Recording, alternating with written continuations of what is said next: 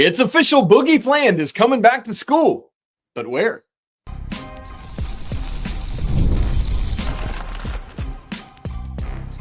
You are Locked On College Basketball, part of the Locked On Podcast Network. Your team every day. Hey there, what's up? Happy Friday. It's the middle of May. Allergies at their absolute worst. Dying. Welcome into the Locked On College Basketball Podcast, the only daily national college hoop show out there. We are your hosts, Andy Patton. I'm Isaac Schade. You're joining us at the place to get your college basketball content every single day. It's all part of the Locked On Podcast Network. I want to thank you so much for making us your first listen or watch to kick your Friday off the right way. You can listen to every single one of our episodes ad-free on Amazon Music. You're welcome. Today's episode is brought to you by Game Time. Download the Game Time app, create an account, and use code LOCKEDONCollege for $20 off your first purchase, which might get you like a 32nd of a seat at MSG tonight. Later. Andy, special shout out to all the everydayers joining us and all the members of the Locked On College Basketball Discord that are here with us. We're so glad to be together to wrap up the week. Let's dive into what's going to happen on today's show. Basically, it's all draft decision based. We're going to start by looking at Boogie Fland, who has announced officially that he is withdrawing from the draft, coming back to school. Then we're going to flip to the other polar opposite and look at four guys that aren't coming back to school and whose school is going to be most affected by that player staying in the draft. We'll wrap up with some fence sitters, who's most likely to stay in, who's most likely to come back. By the way, as a reminder, the combine wraps up on Sunday of this week. That's May 18th. And then players have 10 days to decide if they want to pull out and come back to school. So that deadline that we're all watching for is May 28th at midnight or 11:59 Eastern time, technically. All right. So there's all the inside that you need to know as we dive in. Andy, Boogie Fland coming back to school, announced a couple days ago. What do you think went into this? Yeah, Boogie was kind of in an interesting spot because he obviously showed a lot of potential and promise and excitement when he was on the floor at Arkansas, but then he had the hand injury and he missed a couple weeks or a couple months of the season. And really, I think when kind of diving into his performance last year, I think one of the things that really hurt him, besides the fact that Arkansas kind of played better when he was injured, which is something that we talked about quite a bit during the season and how it was unfortunate that was being sort of levied against Boogie as if it was his fault or as if it was some kind of negative about him as a player, when in reality I think it was more that roster had too many cooks in the kitchen and DJ Wagner and John L. Davis were able to play more natural roles when Boogie was out. But I think the main thing is that Boogie didn't get to play against a lot of the higher level competition. You know, he was a guy who shot 38% at the rim, which 38% at the rim is not good in any stretch, but it's not good. It's passable in the SEC as a freshman, but the problem is most of the teams Boogie played last year were non-conference games, were teams like Pacific and Oakland and other non-conference opponents. He had a 20-point game against Michigan. Like, he did some good stuff in some of the more marquee non-conference games that Arkansas played. But I think ultimately Fland found himself in a position where he didn't get as many opportunities because of the injury. His team performed well without him, which again, may not have been his fault, but absolutely impacts how scouts and GMs and analysts and folks kind of viewed him at this point. And I think ultimately he made the correct decision here. It's really, really hard to make it in the NBA if you're under 6'4", 6'3" in the modern era. And if you're there, unless you are an elite three-point shooter, really, and elite playmaker, you kind of need to be both. And Fland is a great playmaker. His assist numbers were excellent. I think he proved he's more than capable of facilitating an offense and doing those things, but he didn't step out as a super excellent shooter necessarily. I think the three-point shot could be very good. I wouldn't be surprised if he ends up shooting the ball really well this next year, wherever he ends up, but he didn't shoot it great last year. And so he was a 6'2" guard with barely 20 games of college basketball experience, struggled finishing around the rim, didn't shoot it all that well. I'm not surprised that the early feedback he got in the draft process led to him deciding to come back to school. Forget mentioning the fact that there are probably programs already knocking on the door and saying, hey, we'll give you staggering amounts of money to come play for our program. I would be shocked if he's not in the $3 to $5 million range. I saw somewhere, and I don't know how reputable it was, but I saw somebody throwing around $7 million, and I was like, that's an insane amount of money for anybody in college basketball. But if he's hearing those numbers, then then it's not even close. I mean, then you're coming back to school, even if you get half that. I mean, truly, if you get half that, I think that you're making the right choice coming back to school. And the only kind of indication is there's a lot of really good programs interested in bringing Fland into the mix. And I think it's going to ultimately end up boosting his draft stock to come back to school for his sophomore year. The biggest thing I took away from that is either I've been saying reputable wrong my whole life, or there's two different ways to say it. Do you say reputable? I've heard it both ways. Quote my guy Sean Spencer from Psych. I've heard it both ways. Nice. I love it when we have words that you can pronounce multiple ways. And so I really hope both reputable and reputable are acceptable pronunciations.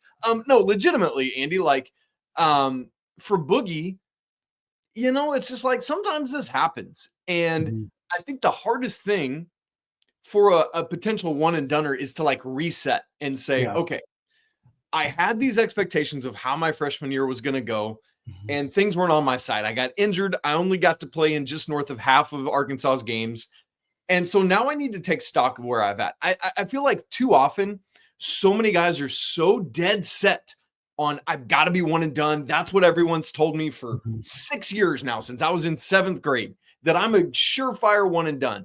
That's where my head has been at. And it's just like so many guys can't get past that and say, I don't care, I'm staying in the draft, like almost out of pride and ego because they can't bear the label of 2 and through, right? And I think it's incredibly notable that the 4 players we're going to talk about after this are all one and done players. 2 of them didn't perform at the level you would have expected them to perform in college. I think you're absolutely nail on the head right about that some guys just get it in their head that they're one and done and they're so set on it. And I think you're right that is why Boogie making this decision, really tough to do, but I think ultimately pays off for him.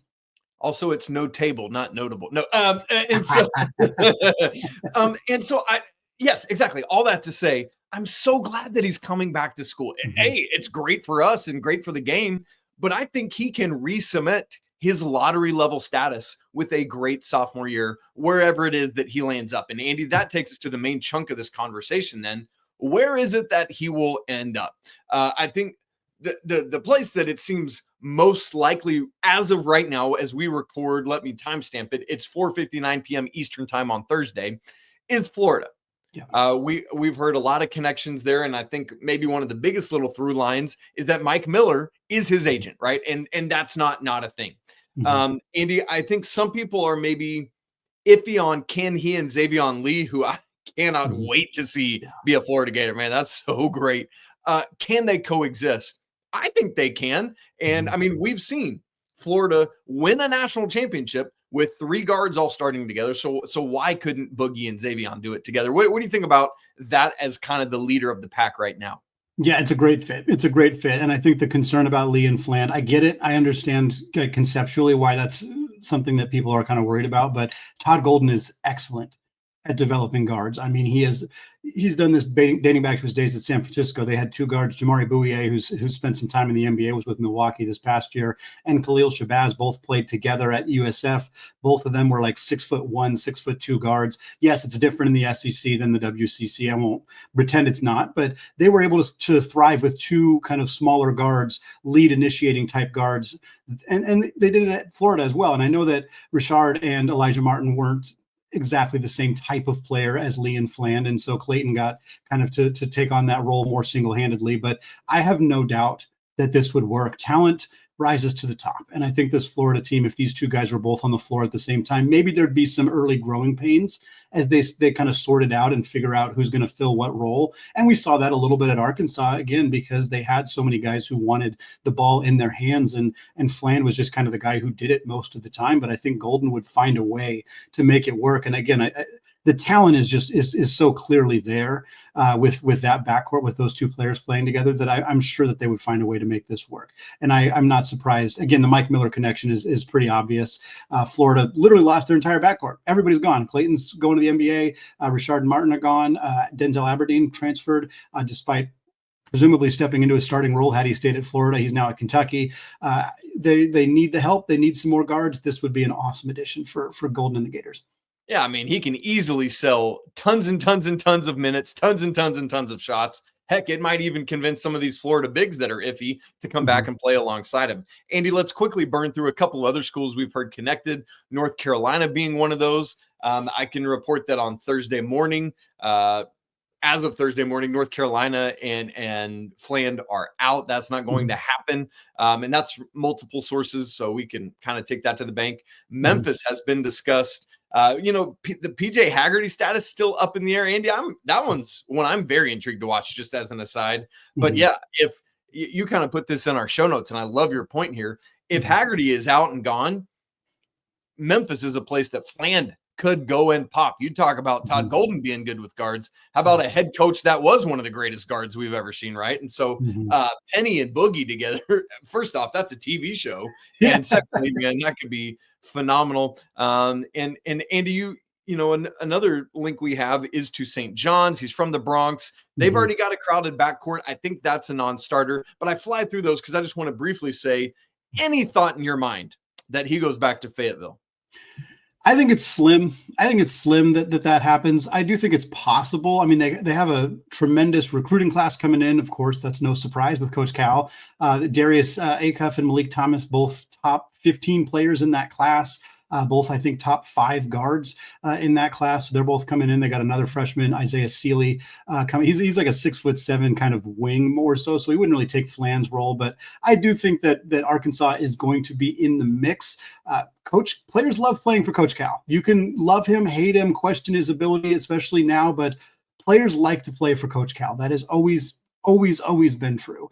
And so, I mean, you saw how many players followed him from Kentucky to Arkansas. Like, I wouldn't be surprised if Boogie gives Arkansas some serious consideration, especially as they will very likely be able to afford whatever Boogie Fland's cost ends up being if they want to have him back. So to me, Florida and Arkansas are probably the two most notable landing spots in my mind. I would not throw Memphis out. I think Memphis is third right now, but I think they're in the mix. Like you said, Carolina sounds like they're out. I don't think St. John's makes any sense with the roster that they have currently. So to me, it feels like it's probably a two-headed race between Florida and Arkansas, with Memphis kind of floating around there. Maybe somebody else steps up that we're not thinking of, but Boogie's going to be a tremendous player next year, wherever he ultimately ends up.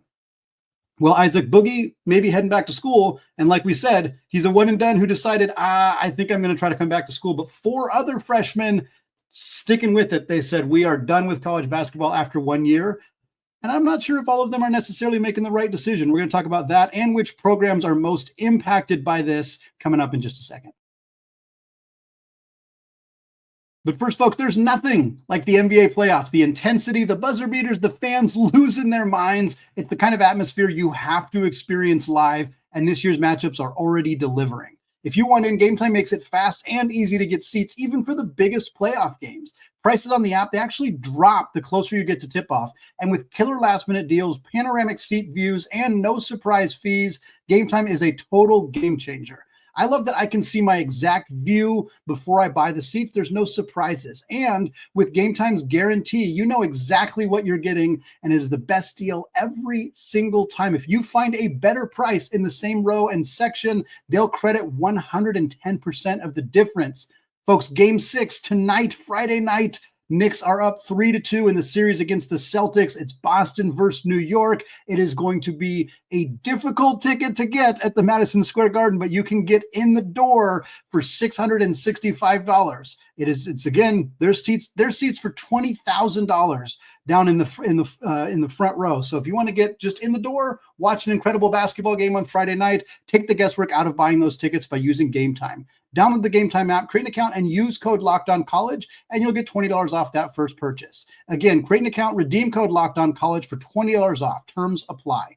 Download the Game Time app today. Last minute tickets, lowest prices, guaranteed. All right, Isaac, continuing our conversation about players making NBA draft decisions, as we are here about 12, 13 days away from the May 28th deadline for players to return to school or keep their name in the NBA draft process. What's that date, Andy? What's that date? May 28th. May 28th. Not June 15th? Not June 15th. It is May 28th. And we talked about Boogie Fland because he's as you alluded to, Isaac, he's a player who kind of had the vision of being a one and done, was on those mock drafts throughout the early part of the season, and ultimately made what I imagine was difficult decision to kind of give up on that one and done dream and return to school. And we have a list of freshmen here who have all kept their name or made it very clear that they intend to keep their name in the NBA draft process. Some of them, I think it makes a ton of sense. Some of them, well, their performance in college didn't exactly light the world on fire. Let's put it that way.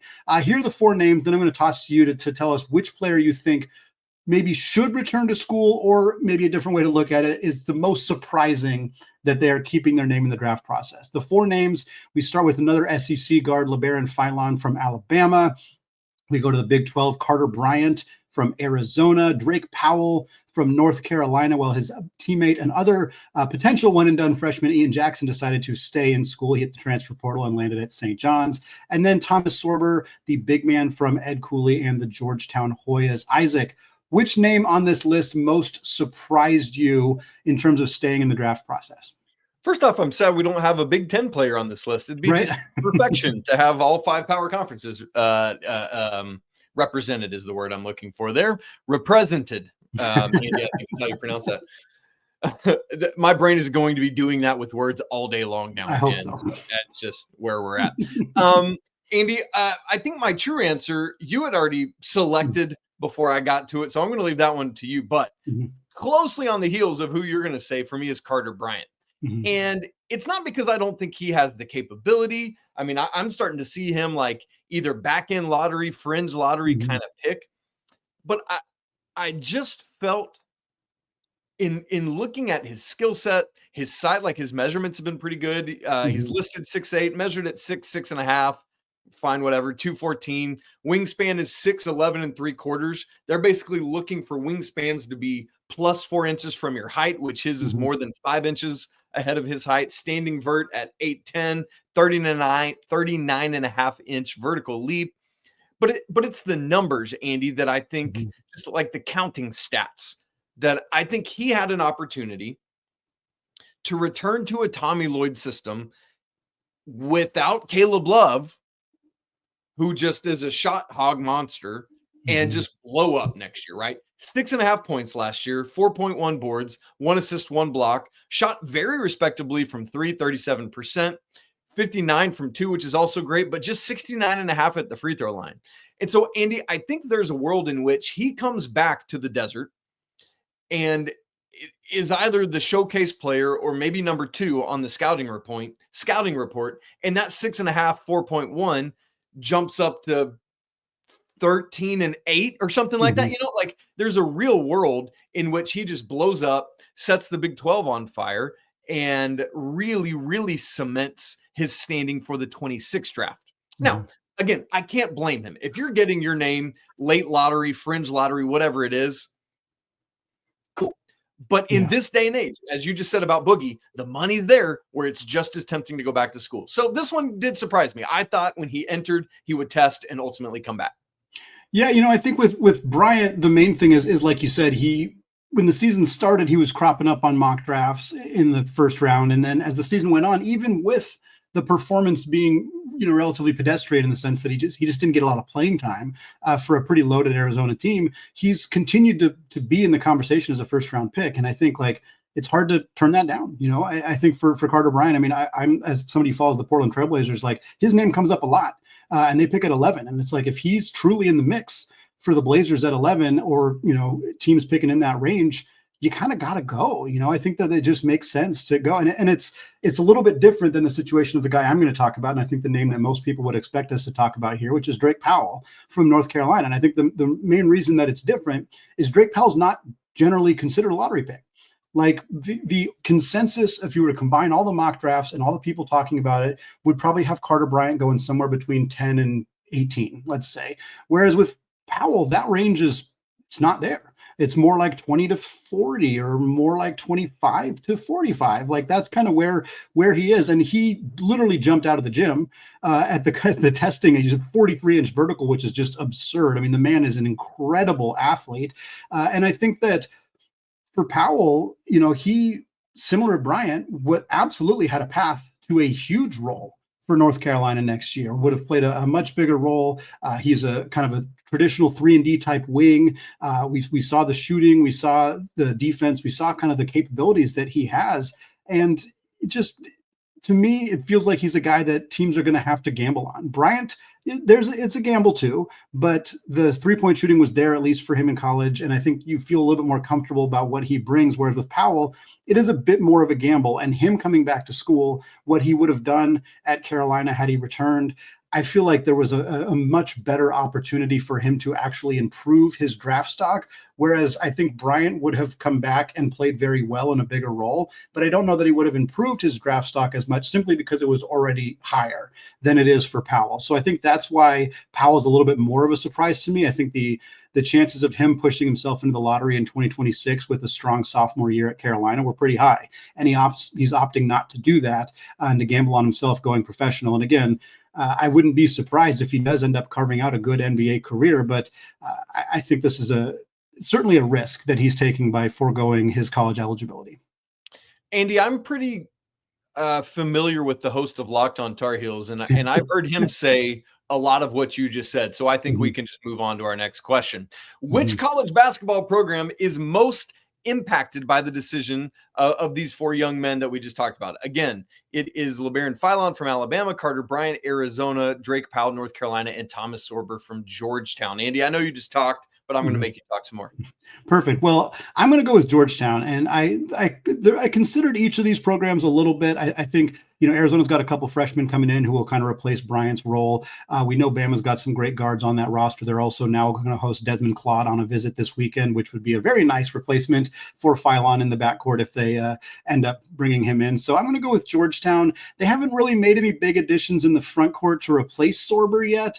It's been a nice transfer portal class for Ed Cooley. 5 very talented players joining the program, but 4 of them are guards or guards wings. You got KJ Lewis coming over from Arizona, Langston Love from Baylor, Deshaun Harris-Smith from Maryland, Jeremiah Williams from Rutgers, but they're all guards. Smith's kind of a 3, but they're mostly guards. They're not replacing Sorber in the front court. Their other portal addition is a big, and that's Vincent Iwuchukwu from St. John's. He played 7 minutes per game last year at St. John's and averaged less than 3 points. I think he'll play more at Georgetown. I think he's a good player, but they haven't really done a ton to address the loss of production. And Sorber was very productive when he was healthy at Georgetown this past year. They also lose Drew Fielder and Jordan Burks, who are 2 other 6'9" players on this roster who entered the transfer portal. They really need sophomore Julius Halafanoa to step up. He was kind of a somewhat unheralded freshman last year that a lot of people thought was going to kind of do better than expected. He only managed to play 6 games, unfortunately, for the Hoyas. If he were to step into a bigger role as a 7-foot kind of connecting big, I think that could really help. But if he's not ready to take on a big role, Georgetown's going to be somewhat limited in the front court. And so I think they're the team that feels like they're getting hurt the most, even though I think Sorber was always pretty likely to stay in the draft process. Yeah, I agree with that, Andy. I'll be quick on my answer because I know we got to move on. But for me, it is North Carolina. And I think part of that goes along with everything you said, because I think the expectation was that Drake Powell would be back. Now, the reason I answer North Carolina is not because they won't have a solid roster, and it's not because they can't get someone to fill the void, but it's because my reason for saying North Carolina is because it really changes the makeup of their lineups and roster shape, right? Because Drake Powell's skill set is such a unique blend of abilities and capabilities and length and athleticism that whoever they're going to target to fill that starting small forward role is going to be a completely different player than Drake Powell. And so they're going to have to reimagine either how they play or what that looks like, right? Like it could be Jaren Stevenson, sticking with the Alabama theme, the transfer that's come home to North Carolina, starting at the 3 as he did for Alabama some. It could be Jonathan Powell, West Virginia transfer. It could be somebody not on the roster yet, as we know that North Carolina is still looking for small forwards, both domestically and internationally. And so, Andy, will keep our eyes on all of that. Now, we've discussed players on either side of the spectrum. Boogie coming back to school, these players staying in the draft. We want to get to the middle and look at the fence sitters and see which way they might fall if the points on the fence get a little bit too ouchy for their undercarriage. We'll do that and try to answer those in just a second. Right after I tell you about Wayfair, the days are getting longer, the weather's warming up, and people are spending more time outside, which means it's the perfect time to refresh your outdoor space. we've been looking at doing that here at my house. We call it Shady Acres. We just cleared off our back porch recently. It's almost time for me to put up some string lights, and I need some new ones. My old ones are worn out, and so we need new rugs, all sorts of stuff. So I'm going to be looking at Wayfair because they've got all of this great stuff. So whether you're working with a big backyard, a small balcony, a patio like I have, Wayfair's got everything you need to make it feel more like you. They have a massive selection of outdoor essentials, making it easy to transform any space into your ideal summer setup. From comfy conversation sets to sleek dining tables and other outdoor decor, they got it all. And what I love is it's at prices that fit your budget. Truly, when I get these string lights up, it completely changes the way our space feels. Maybe you want to find that with me. Well, Wayfair is a great way to help you to do that, get your stuff, and help you unwind. Their delivery, I love this, is free. It's hassle-free, even for the bigger items. Man, that's great. So shop a huge selection of outdoor furniture online. This summer, get outside with Wayfair. Head to wayfair.com right now. Again, that's WAYFAIR.com. Wayfair. Every style, every home. All right, Andy, I know we need to be pretty short here for time, but in addition to reporters getting all up in everyone's faces and asking like, hey, how's your decision-making process going this week at the Combine? Guys are starting to be pretty open and transparent about it. I've really appreciated how like Yaxel Lindborg, for example, has been really, really forthright in it and things like that. So that's been pretty neat.